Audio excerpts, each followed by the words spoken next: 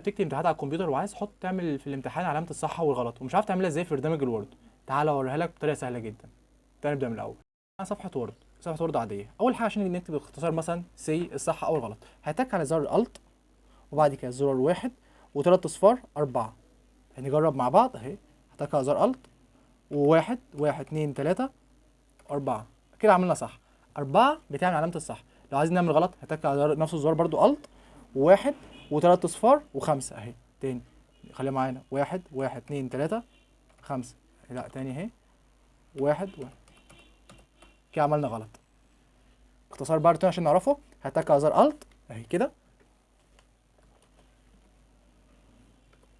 هتك على زر الت زائد، هيكتب واحد واحد اتنين تلاته اربعه. لما نجرب اختصار كده قدام هنبقى عامل ازاي اهو. هتلاقي علامه صح واحد،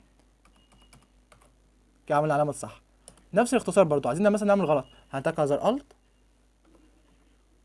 زائد نفس البتاع بالظبط اهي، واحد واحد، لا اهي واحد خمسة. نكتب عشان نعمل غلط اهي. كده عملنا غلط. اختصار الصح الت زائد واحد تلات اصفار اربعة تعمل صح، الت زائد واحد تلات اصفار خمسة تعمل غلط.